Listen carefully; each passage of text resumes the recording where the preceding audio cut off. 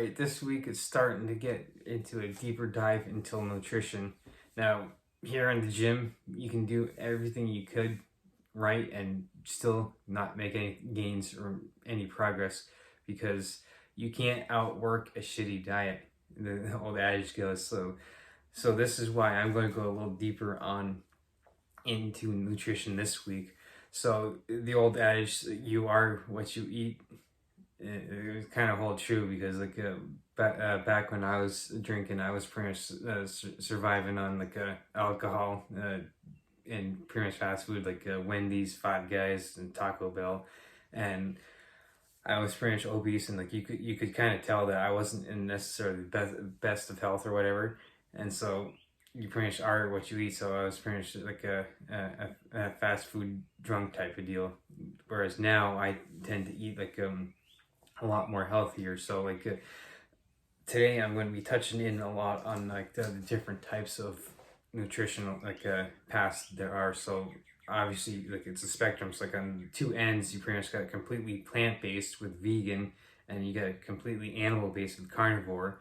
So those are the two, in a sense, extremes on the spectrum of how you eat. So a lot of times people do tend to get into like an ideology with their food. They tend to make it like their identity. So like the biggest thing that like first thing that comes to mind is like pretty much you're a militant vegan.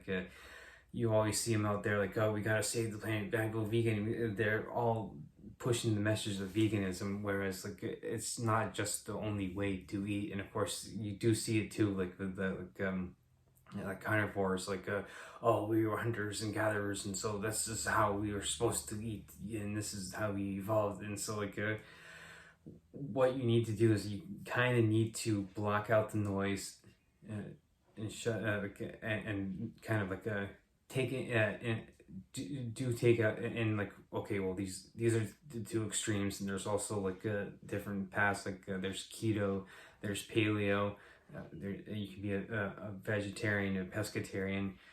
There's so many different paths that all of them do work. It all depends on you as the individual. So just like anything, you kind of have to push it down to the lowest common denominator, which is the individual. So you might be the one who finds that going vegan works great for you, or on the other hand, on the other extreme, you might find that the carnivore works the best for you. So this is why the elimination diet, the elimination process works so great, is because it puts you in the driver's seat for your nutrition. So for instance, you might be lactose intolerant. So if you drink milk, you might just be a totally destroyed by milk or whatever. Whereas someone like me, I have no issues with milk, and so I tend to use that a little often, quite lately, and everything.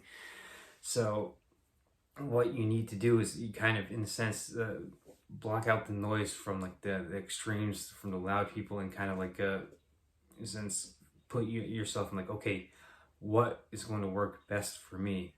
What approach is going to work best for me that I can sit here and know that I can sustain it over a long period of time, over years, if not decades, of course, over a lifetime. And now that's not necessarily mean to say that you're one and done type of deal, whereas oh, paleo works great for me, and I'm going to do it the rest of my life and everything. Things might change, because I know I've come across the tidbit that apparently your taste buds change every 7 years. So what works great for you now might not necessarily work great for you later on, because like I said, taste buds change, and of course also things might change for you for the focus of your training, and your life it will change as you age and everything. So for instance, recently, being at the Athlean X Games, the powerlifter Pete Rubish, they had talking he was up front when he saying that when he was competing in powerlifting, he was using steroids and everything, but now that he has a family and everything, he was talking about how his it's changed, and how he's more geared towards longevity, so he can be around for his family. So things might change, for instance, that you might be a competitive powerlifter or a bodybuilder, then all of a sudden you get into having a family, so you're train might shift. So like your nutrition will have to shift towards that. So like and of course, like I mentioned, being lactose intolerant, so you also got to take into consideration any allergies and everything. So like for instance, like one of the most common ones, allergies, is to nuts. So I'm fortunate enough that like I really don't have any food allergies, so like it does give me a lot more flexibility in my nutrition. But again, like what you have to do, like with me saying something like this, is take into consideration, like, okay, well, he's saying he's not isn't necessarily allergic to nuts, but I am, so I have to stay away from nuts. So, but I am fine with milk and everything. So maybe instead of nuts, I can use like a whey protein or something, or milk itself, or like a big thing that I like to eat is yogurt and everything. So like but with yogurts, they're good because of the probiotics that you get with your gut health, and because that's important too, because like in a sense, like what you take in is like how your body is going to be able to rebuild itself and function. So like that's why the adage, like, you are what you eat. So but if like you are allergic, like you're lactose intolerant and you can't have yogurt, there are probiotic supplements you can take. So this is where like supplementation does come into play. And I know like it's been said that like supplements are supplemental, in the sense like you have to get your nutrition in check first, because like I mentioned earlier, you can't outwork or outdo a shitty diet, no matter how you try. So like you have to kind of get, in a sense, nutrition in check first. Now, the way it worked for me is I went hell-bent on getting to the gym as like when I first got sober, and so like I jumped in 6 days a week, and like for the first year I saw like a great progress, and I lost 50 pounds and everything. Of course, my nutrition still wasn't the greatest, but then what happened is I hit I started like losing weight, and then I just all of a sudden flatlined for like 6 months, and like I was sitting there like frustrated, like, oh man, what am I doing wrong and everything. But that's when I made real progress in getting my nutrition in check. So if you're someone who's just starting out, like what you may want to do is like use a tracker like a MyFitnessPal, or maybe quite possibly like do the old-fashioned type, like I mentioned, with notebooks and everything, like I do with like tracking workouts and stuff. You can do it like we did back in high school. I know we did use these notebooks for tracking like our food logs, because back then, this was like 25 years ago, we didn't have your tracking apps that you did nowadays, because like the internet wasn't as saturated with stuff as you can see nowadays.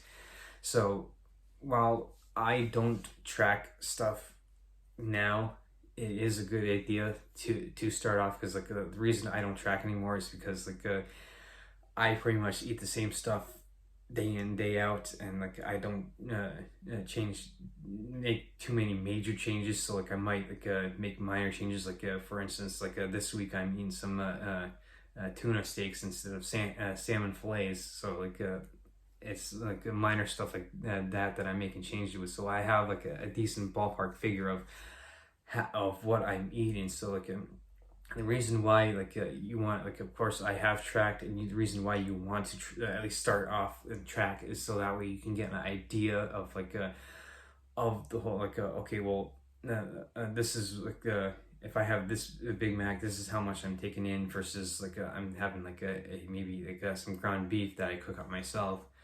So what tracking does is it helps you understand like the importance of like what you eat, and also breaks down like the in a sense the micronutrients and the macronutrients that you're intaking as well. So in case people aren't familiar with macronutrients are like the three macronutrients are fat, carbohydrates, and protein. So a lot of people say the only two that you need that are essential for survival are like protein and fat, because of like your fatty acids and your amino acids.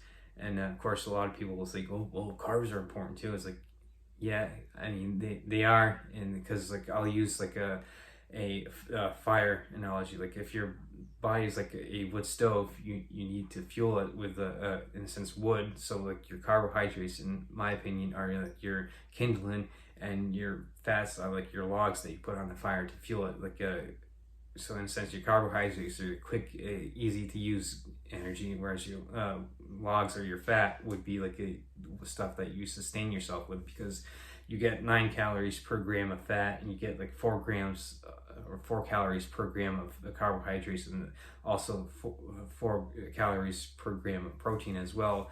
And your body can switch over using protein as a source of energy, even though it would prefer carbs or fats and everything. So of course, this is a big thing why keto has become kind of popular over the past several years. Is like a lot of people will say like, oh, your body wants to run in ketosis, which is pretty much like and the way keto works is that like your high fat diet, moderate amount of protein, and like very little carbs.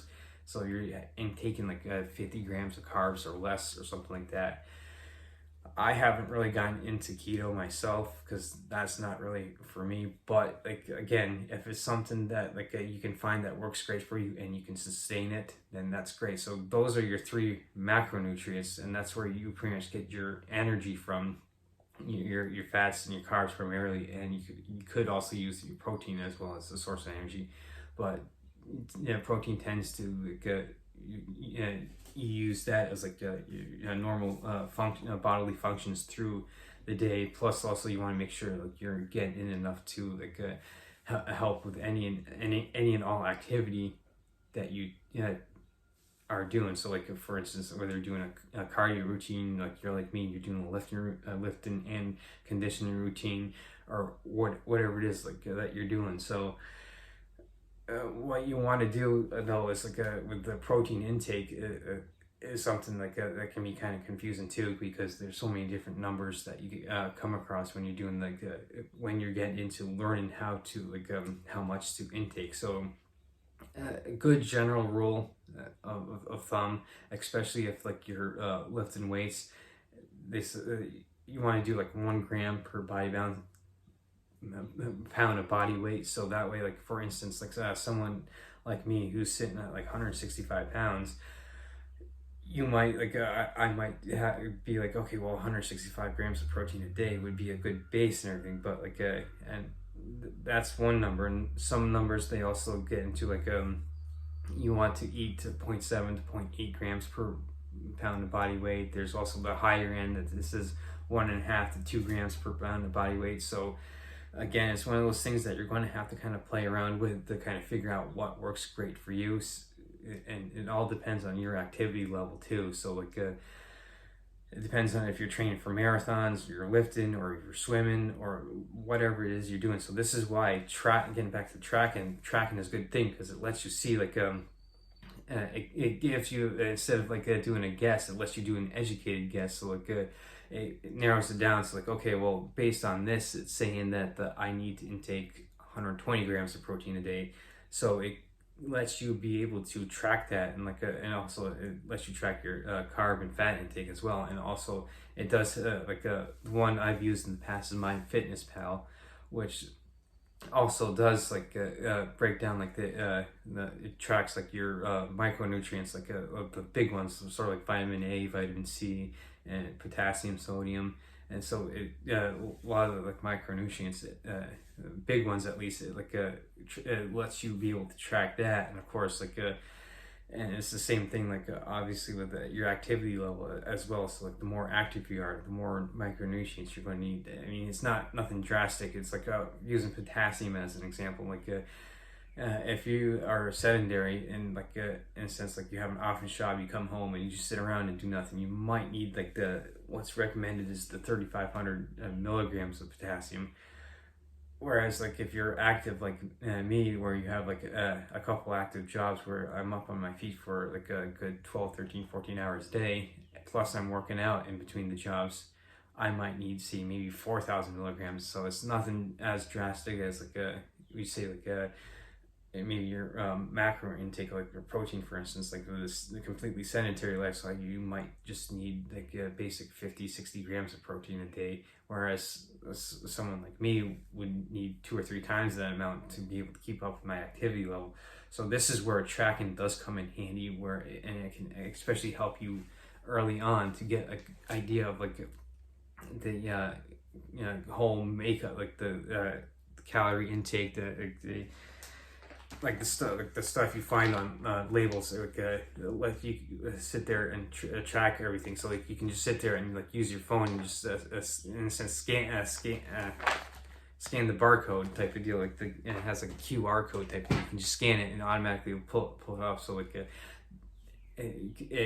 so that way it's already in your system. So that way like will help you get consistent. So like after that like a 6 month plateau that I mentioned that I hit with weight loss and everything, that's when I got my nutrition in check. And after like 6 months, like I lost like another 20 pounds and everything. So it did help in that it really got me focused on like, okay, what am I putting in my mouth? Am I sitting here being a complete ding dong and like just stuffing my face with donuts and like cake all the time, or am I actually eating real food that's actually going to be beneficial for me? For someone like me, I tend to be more on the animal based type of the spectrum, whereas like I tend to eat a lot more meat than someone like that maybe a vegetarian. So I'll reiterate that you have to kind of find like what path works best for you. So like you might like with the vegetarian, for example, you might find that like it works great for you. So like but then with tracking and everything with the MyFitnessPal, you might notice like, oh, my like protein intake is like a little low. So this is where supplementation comes in handy. So like now being an Athlete X fan and everything, I do use his protein. So this is a great source of protein, and he did make a video breaking down like the cost like per gram and everything, and that's one of the cheapest ones you can get. So like what you want to do though, like taking that into mind, like trying to find like a cheap protein sources. So he does have like a vegan option for that too. So like for the people that are vegans and don't want to use animal products, because that's based on whey protein. So he does have a vegan option for people like that.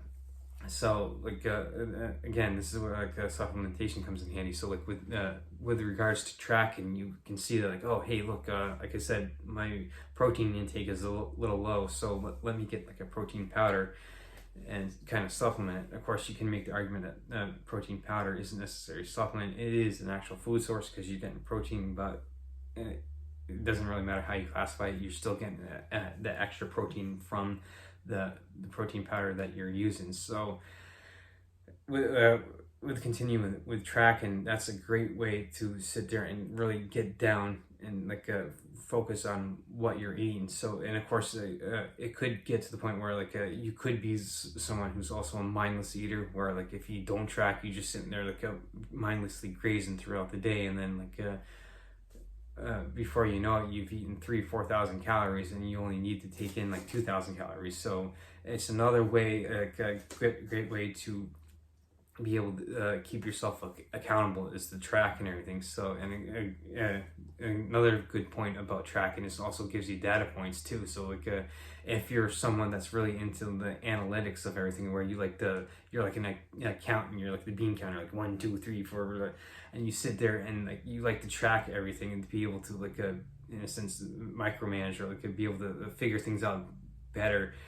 This is another great way, because you can sit there like with the MyFitnessPal. You can go back and look at like all the days that like over the past few weeks or few months and everything. It's like okay, of like the past 90 days, I had 3 days where I didn't necessarily meet my protein goal, or I was a little low on like potassium intake or X, Y, and Z. So it gives you in a sense a good point of a great point of collecting data. So the downside to tracking though is you can become obsessed and like micromanaging every little thing and everything. So like that's just something that you have to add into as well, being able to figure out like what works best for you. So and like this, so this is why like nutrition is important, in especially if you're someone who isn't necessarily like not as active, or like you're just someone who maybe into like maybe general health or whatever, and you get do have an office job, but you get into like maybe going out for like a walks on like your lunch break, before and after work type of deal, just to get yourself moving into general health. You could you still will want to be able to get your nutrition right, because again, if you're sitting there eating ding dongs and cake all the time, and your walks aren't really going to do much of a difference and everything. So the big thing with nutrition is actually like one of, in my opinion, one of, if not the best thing you can do for your long term health, because like you got to think of like well, how am I going to be in like when I'm hit my 40s, 50s, 60s, or 70s and 80s, like that, if I keep eating all this crap food and everything, that's going to have like a detrimental long-term effect on me. So like this is why your nutrition is so important, and that's why they say you are what you eat. So like if you want to be like a carrot or a ding dong, it all depends on you. So now I'm big on like just finding your own path and everything. So like I'll reiterate the elimination diet. So because that, in a sense, like I said, puts you in the driver's seat and kind of lets you figure out like whether you're on the extremes of being a complete animal based with vegan, or complete animal based with carnivore, and complete plant based with vegan. There, I got myself corrected and everything. And so, or if you're kind of like in between with the spectrum, whether it's paleo, keto, or it could just be like just like anything that it could be complete, not necessarily under any of those labels, and be completely unique to you. So like you could sit there and maybe like be like in the middle, where like maybe you eat more fruit instead of veggies, or you might eat more veggies instead of fruit, and you might eat more fish versus beef, or you might eat more pork versus chicken, or in a sense, like the elimination diet and process puts you in the driver's seat to find out, like I said, what works best for you, and kind of like in a sense lets you customize it. So when you're first starting out, it's like, of course, like for example, like with me, cutting out like a lot of junk and crap that I was eating, and like being like being a complete shithead when it came to eating, when I was drinking as well. I cut all out that stuff and starting to eat better, even though I was still not 100% there. Like I said, like I hit the 6 month plateau of my weight loss, where like I've finally clambered down and got my nutrition in check. So it's a process. So like for instance, like if you're like someone who chugs a lot of soda, like a 2 or 3 liters a day, what you can do is like start the elimination diet process is cut that out and use seltzer water and stuff. So you're still getting like you're kind of in a sense tricking yourself thinking that you're drinking soda, even though you're drinking seltzer water. So that would be a good substitute for like for soda, and it would be a good example of how you start the elimination process. So again, I'll reiterate that probably the most important thing that you can do to start off any and everything is your nutrition, because it's going to have such a profound effect on your, and not just your life, but like how you can go about things, because it's going to improve like your training, and then get into other pillars, with all of them being so interconnected. Like with pillar number 5, your mobility, you're going to be able to start getting into stuff like that. And of course, like you're going to also start being able to sleep better as well, because you're like for me, like you're not always like getting drunk to pass out. You're actually getting to sleep to get good quality sleep. So that's why nutrition is important, because it helps in that. It helps like with your community, because you're going to want to start surrounding yourself with better people, because hey, look, I feel great when I start eating these veggies instead of going out to eat burgers and fries at McDonald's or whatever. So you're going to want to start surrounding yourself with better people that have the same kind of mindset or mentality. And so, of course, like pillar 3, it also does help with training.